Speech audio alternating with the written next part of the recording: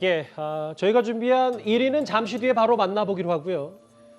또 대통령 부인의 배우자의 옷 의혹 관련 얘기도 하나 더 준비가 되어 있습니다. 다소 이색적이었던 윤석열 정부의 두 번째 국무회의 얘기를 좀 해보겠습니다. 오늘 국무회의 주제는 다름 아닌 반도체였는데요. 과기부 장관이 오늘 국무회의에서 강연까지 했습니다. 화면부터 만나보겠습니다. 오늘 국무회의에서는 이종호 과기정통부 장관께서 반도체에 대한 이해와 전략적 가치를 주제로 말씀을 주실 것입니다. 제가 늘 강조했다시피 반도체는 국가 안보 자산이자 우리 산업의 핵심이고 전체 수출액의 20%를 차지하는 우리 경제의 근간입니다. 반도체 산업이 지금의 경쟁력을 향후에 더 확장할 수 있도록 우리 모두가 힘을 합쳐 이런 제도적 여건을 만들어 나가야 할 것입니다. 특히 반도체 산업은 우수한 인재를 키워내는 것이 핵심입니다. 오늘 국무회의에서 반도체 이렇게 윤 대통령이 외쳤어요. 국가 자산이자 우리 산업의 핵심이다. 우수한 인재 육성이 핵심이다. 이렇게 얘기했는데 최병무 의원님도 취재 경험이 꽤 길잖아요. 그런데 대통령이 국무회의에서 어떤 특정 분야를 한 장관에게 강연을 하게 한다. 이런 거 처음 보셨죠? 아니 원래 국무회의는 사실은 그런 자리는 아니죠. 예. 그러니까 강연이 필요하다든가 교육이 필요하면 별도의 자리를 마련했는데 아마 장관들을 저렇게 다 모으는 게 쉽지가 않잖아요. 그러다 보니까 아마 오늘 국무회의에서 이종호 과기부 장관으로부터 이제 반도체 문제에 관한 아주 기초적인 것들을 교육을 시켜야 한다. 원래 그 국무위원들은요 자기 부처 업무뿐만 아니고 타 부처 업무에서도 발언을 할 수가 있습니다. 예. 그러니까 반도체가 뭐 미래의 먹거리라는 데 대해서 다른 부처 장관들도 뭐 인정 안 할 수가 없는 게 그 현재 상황이니까 아마 그래서 윤석열 대통령이 장관들이 모인 김에 자 반도체가 이 전략적 가치에 대해서 뭐가 중요하다 하는 부분에 다른 국무위원들도 좀 알고 있어야 되겠다라는 차원에서 했는데 국무회의에서 저렇게 하는 건 처음이죠. 저도 처음 보는 장면이고요. 예. 그런데 저런 건 뭐 때와 장소를 가리지 않고 정말 국가의 주요 정책에 관해서 여러 국무위원들이 좀 알고 있어야 된다. 뭐 전문성까지는 모르겠지만 그 정도를 위해서 저런 정도의 브리핑이나 뭐 이런 것들은 수시로 있으면 아마 다른 국무위원들도 많은 도움이 될 것이다. 이렇게 생각을 합니다. 아까 화면에 잠깐 나왔는데 저 장면이요. 저 반도체 얇은 판 뜻하는 웨이퍼. 국무회의 테이블까지 등장했고 윤 대통령이 직접 만져보기도 했는데 저 장면 말고 제 옆에 화면도 잠시 만나볼까요? 실제로 저도 이 기억이 나요. 윤 대통령 당시 검찰총장직 던지고 여러 행보 중에 가장 먼저 갔던 게 바로 작년 5월에 서울대 반도체연구소 견학이었고 이번에 한미 정상회담 때도 첫 번째 바이든 대통령 일정이 평택 삼성 반도체 공장이었는데 여기에서 이 반도체 얇은 판 웨이퍼에 사인하는 모습도 꽤 화제가 됐었잖아요. 네. 사실 이제 이종호 당시 이 장관이 연구소장일 때 그때 이제 방문을 해서 여러 가지 설명을 들었는데요. 이 문제는 사실은 어떤 면에서 보면 지금 반도체 중요성을 모르는 사람이 없습니다. 예. 이 문제의 핵심은 결국 이 반도체 인력을 지금 못 육성한다는 데 있습니다. 왜 못 육성하느냐? 바로 이 수도권에 지금 증원이 안 됩니다. 학생들 증원이 안 돼요. 예. 수도권 지금 그 대학교에 지금 이 수도권 대학에 이제 학생들 증원을 못하게 지금 막아놨잖아요. 그러니까 서울대 지금 당시 이종호 소장이 집중적으로 제기했던 문제가 뭐냐면 제발 이걸 좀 풀어달라는 거예요. 지금 학생들을 우리가 많이 양성을 하고 싶은데 모집을 못하고 대학원생도 모집을 못합니다. 자 그러다 보니 지금 중국은요 지금 어마어마하게 지금 반도체 인력을 키우고 있어요. 예. 근데 우리는 지금 수도권에 학과를 증설을 못하게 돼 있습니다. 다른 과를 또 없애자니 또 다른 과는 교수들 이기주의로 못 없애요. 이제 그러니까 인력을 양성을 못합니다. 이제 그 문제를 풀어야 돼요, 사실은. 그러니까 그 문제를 풀기는 굉장히 어떤 면에서 어렵습니다. 지방과 서울과의 지금 수도권과의 어떤 균형 문제도 있고 만약에 이제 서울대 만약에 이게 증원을 해준다 그러면 또 지방에서 가만히 있지 않습니다. 그러니까 그런 문제를 이제 대통령이 해결해야 됩니다. 이게 예. 오늘 상황에서는 아마 이제 반도체가 중요하다는 것을 다 토론을 했는데 결국 문제의 키포인트는 결국 이거를 지방과 여러 가지 문제에서 이 인력을 대폭적으로 키울 수 있는 인력을 융성하는 것 거기에 포인트가 있는 거기 때문에 그걸 사실 역대 대통령들 해결 못했습니다. 예. 그러니까 그런 거기 때문에 윤 대통령이 반도체 중요성에 대해서 인식하는 것은 저는 뭐 당연하다고 보지만 문제는 바로 이 어려운 문제. 어떻게 하면 인력을 양성할 것인가. 바로 그 문제를 푸는 게 핵심 규제에 보는 겁니다. 잠깐만요. 제가 잠깐 놓친 게 있는데 그러니까 당시 반도체 연구소 견학했을 때 당시 소장이 지금의 과기부 장관이 된 거네요. 네, 윤석열 그렇습니다. 정부의 초대 과기부 네, 장관. 네. 아, 그런 또 인연이 있네요. 일단 반도체 얘기 잠깐 했고 본론으로 가기 전에 오늘 윤 대통령의 행보 중에 좀 이색적인 게 있어서 먼저 그 사진부터 만나보겠습니다. 전예현 평론가님, 오늘 윤 대통령이 종로에서 비공개로 점심 식사를 한 모양인데 참모 중에 한 명이 생일이었나 봅니다. 생일 파티 조촐하게 하고 저렇게 청계천을 걷는 모습이 동아일보 사진에 포착이 됐어요. 예, 대통령이 식사 정치, 먹방 정치 이런 거를 굉장히 잘 활용을 하는 것 같습니다. 그리고 사실은 대통령실 이전하는 것도 어떤 참모들과의 원활한 소통을 강조했던 부분이기 때문에 아마 오늘 번개 오찬도 좀 우리끼리 편하게 얘기를 하자 이런 취지인 것으로 보이고요. 예. 앞서서 왜 구두미창 닳도록 일하자라는 표현도 저는 단순히 열심히 일하자가 아니라 우리 서로 소통하면서 왔다 갔다 왕래하자라는 의미로 좀 봅니다. 그리고 아까 말씀하셨던 그 국무회의에서 반도체 관련해서 저는 조금 다른 점을 짚고 싶은데요. 예. 사실 윤 대통령이 가장 강조한 것이 칸막이를 없애는 겁니다. 그런 차원에서 아마 경제인들이라던가 경제 관련 부처 회의만 하는 데서 한 것이 아니라 국무회의 전체에서 아마 이 반도체 얘기를 한 것도 그런 취지를 담은 것으로 보입니다.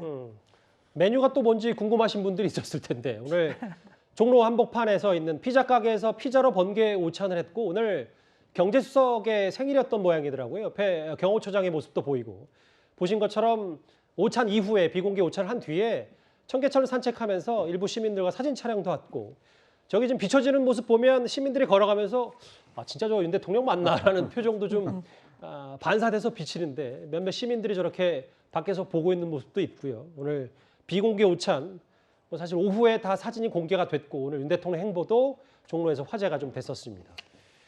뭐 여러 스케치 얘기를 좀 해봤고요. 이제부터 좀 더 본론으로 가 보겠습니다. 윤석열 대통령이 오늘 출근길에서요. 문재인 전 대통령의 양산 사저업 확성기 시위에 대해서 어떻게 생각하느냐 이런 기자의 질문을 받았습니다. 이렇게 시위하는 마음은 시위 같아 하고 있는 거예요. 예, 뭐 불편합니다.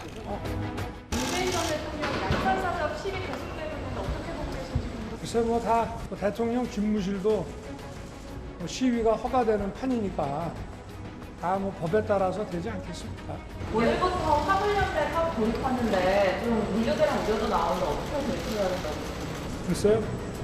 뭐 사용자의 부당 노동 행위든 또 노동자의 불법 행위든 간에 선거 운동할 때부터 법에 따라서 원칙에 따라 대응하겠다고 계속 천명해 왔습니다. 오늘 두 가지 사안에 대해서 다 법 얘기를 했어요. 특히 사저 얘기, 확성기 시위에 대해서. 지금 용산 대통령 집무실 앞에 시위도 허가가 되는 판이다. 법에 따라 될 것이다. 그러니까 정부가 강제로 막을 만한 근거는 없다. 이게 윤 대통령 얘기인 것 같아요. 그러니까 어떻게 보면 이제 뭐 법치주의에 입각해서 진짜 정확하게 그 사실관계만 얘기했다. 우리가 이렇게 파악을 할 수가 있는데 예.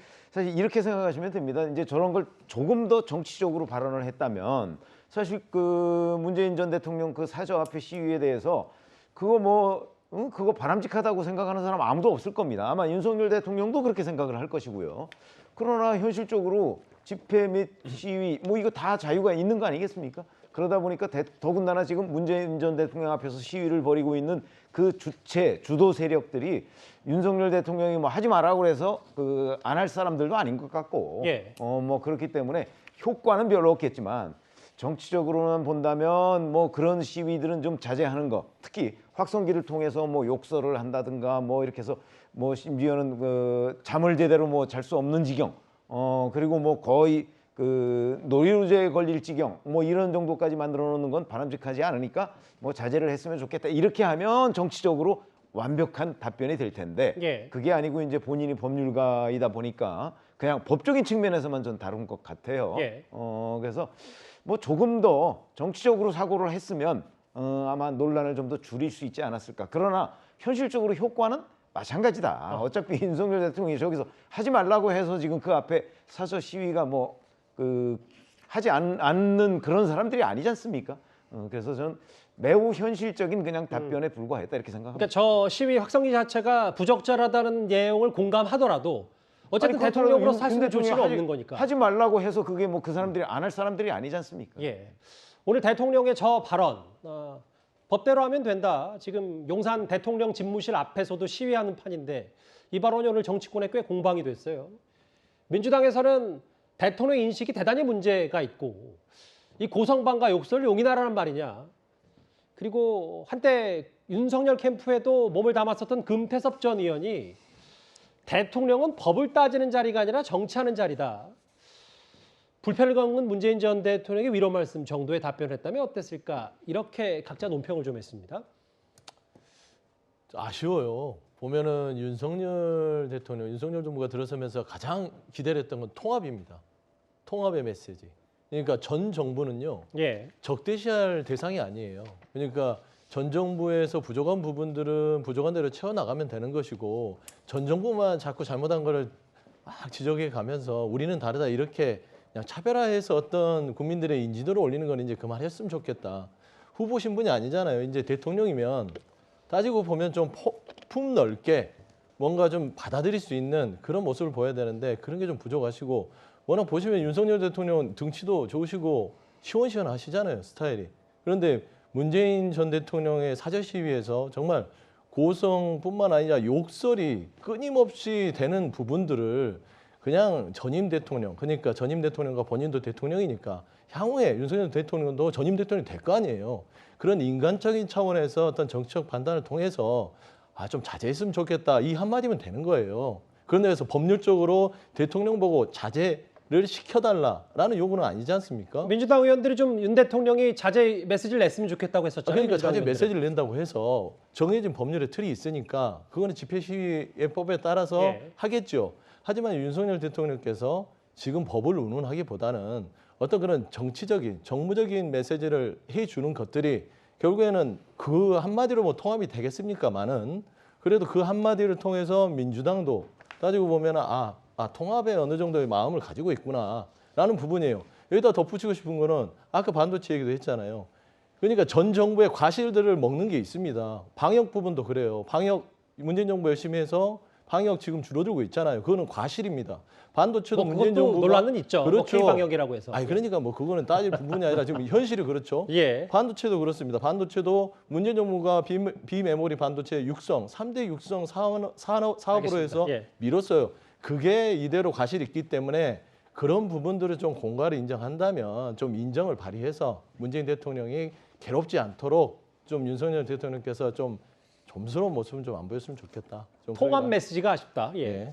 글쎄요, 뭐 저는 그렇게 따질 건 아니라고 보고 오히려 사실은 법원이 이 집회 및 시위의 자유에 대해서 좀 일정한 한계를 그어줬으면 하는 게 저는 그 바람입니다. 예. 무슨 얘기냐면 잘 아시다시피 자 우리는 뭐 사저 앞이든 뭐 대통령실 앞이든 집회 및 시위의 자유가 있으니까 거기서 다 시위해도 좋다 이런 게 아니고 사실 그 앞에서 시위를 하더라도 시위에 일정한 정도의 한계가 있을 거 아니겠습니까? 네.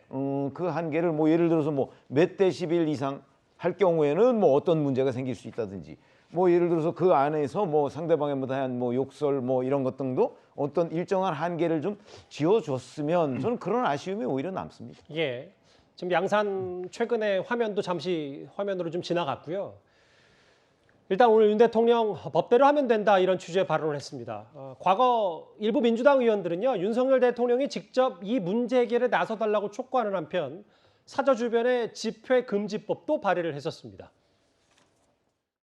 집시법 제11조에 보면은요, 5개 집회와 시위 금지 장소가 5군데 나와 있어요. 5군데가 100m 이내 장소에서는 집회가 금지되거든요. 근데 여기다가 6번째로 전직 대통령의 사저도 넣자는 얘기입니다. 의원들도 좀 얘기를 했는데, 저도 이제 개인적으로 이런 거 전직 대통령이 지금 마을에 내려가서 지금 이렇게 고생을 하시는데, 윤석열 대통령이 이런 건 좀 한마디 좀 멘트를 해주는 것이 어떨까. 그 이후에 오늘 윤 대통령의 공식 답변이 나왔기 때문에요. 근데 이현정 의원님, 네. 뭐 여당 일각에서는 이런 시각도 있더라고요. 문재인 정부 시절에 청와대 근처 혹은 뭐 여러 당시 이명박 전 대통령 사저에서 일부 시민들이 집회를 했었을 때 정치인들이 그때는 왜 가만히 있다가 지금 와서 또 이 집회 금지법을 만드느냐 뭐 이런 부분 내로남불 아니냐 또 이런 비판도 동시에 나오는 것 같아요. 서울 시내를 이렇게 돌아다녀 보시면요. 지금 강남역에 삼성 메인 빌딩이 있습니다. 그 앞에 가면요 장성목 틀어놓고 지금 매일 시위하는 분들이 있어요. 그리고 주말 되면 이 시내 광화문에 오면 정말 걸어다닐 수 없을 정도로 많은 시위가 있습니다. 자, 민주노총 보십시오. 그 수만 명이 그냥 도심에서 갑자기 불법 시위합니다. 근데 처벌 솜방망이로 해요. 그게 지난동안 계속 진행돼 왔습니다. 자, 그때 민주당 의원들이 이 부분에 대해서 한마디 한 적이 있습니까? 그리고 법을 개정하자는 이야기를 한 적이 있나요? 지금 우리나라 집시법이요 굉장히 시위의 자유를 많이 보장해주고 있습니다. 밤새도록 사실은 이거 뭐 틀어봤자 이 국민들만 피해지 실제로 뭐 처벌되는 사람은 거의 드물어요. 예. 자, 그렇다 보니 그동안 국민들은 이 시위에 대해서 일정은 좀 한계가 있지 않느냐. 아니 아무리 그렇지만 주말에 도로를 다 점거하고 집회를 허용하는 나라가 어디 있습니까? 그러니까 그런 것도 일정 정도 좀 지적을 해야 되는데 문제는 그거에 대해서 이야기를 하지 않다가 이제 전직 대통령이 좀 괴롭다고 하니까 이제는 법을 개정하자 나오는 게 과연 이게 타당할까? 국회의원들은요 국민을 위해서 있습니다. 예. 그렇지 않습니까? 국회의원이 어떤 특정 대통령을 위해서 있는 조직이 아니잖아요. 그렇다면 그분들이 예전 국회의원들이 지금의 168석 가지고 있지 않습니까? 그렇다면 이런 시민의 불편에 대해서 한마디를 했다라면 지금의 이 지적이 타당하죠. 그러나 그동안은 집회 시위를 계속 이렇게 그냥 놔두고 아무 말 하지 않다가 이제 대통령이 괴롭다고 그러니까 이걸 개정하자가 나오는 게 과연 이분들이 그럼 정말 국민을 대표로 알겠습니다. 있는 것인지 그런 의문이 들 수밖에 없습니다. 지금 이 장면이 윤 대통령이 오늘 아침에 언급한 그 부분인 것 같아요. 그러니까 용산 대통령 집무실 앞에서 대통령 비판 시위를 하는 모습. 뭐 저것도 허가되는 판인데 뭐 법대로 하면 된다. 예. 그런데 만약 박근혜 전 대통령 사자 앞에 누군가가 물러가서 밤새도록 욕설을 퍼붓고 심지어는 살해, 협박의 그런 위협까지 할 수 있는 발언을 한다면 우리는 어떻게 반응했을까요? 이것은 진영의 문제는 아니라고 생각을 하고요. 탄핵을 했던 전직 대통령에 대한 이런 행동을 한다 하더라도 이런 것을 옹호할 분들은 별로 없을 것입니다. 그런 차원에서 다시 한번 생각해봐야 된다고 하고요. 두 번째로 문 전 대통령 사저 부근의 집회는 지금 문 전 대통령 개인의 문제가 아니라요. 주민들 10명이 정신과 진료를 받았다는 진정서까지 지금 접수됐다라고 합니다. 예. 그런 부분도 한번 생각을 해봐야 되기 때문에 단순히 어느 당 출신의 대통령에 따른 문제를 떠나서 한번 법적으로 전직 대통령과 관련된 부분을 점검할 필요가 있다고 생각했습니다. 세 번째로 저는 그런데 진영을 떠나서 예전에 언론에도 보도가 나온 적이 있는데 장애인 학교 부모들이 제발 이 장애인 학교 부근의 집회는 누구든 집회를 좀 자제해달라고 했었는데 왜냐하면 눈이 안 보이는 아이들은 소리로 모든 것을 하는 훈련을 합니다. 예. 그런 부분은 또 뭐 노동단체도 귀 기울여야 되는 부분이라고 봅니다. 알겠습니다. 예. 이 사저 앞에 이 확성기 시위 갖고도 좀 앞으로도 논란이 좀 있을 것 같은데요.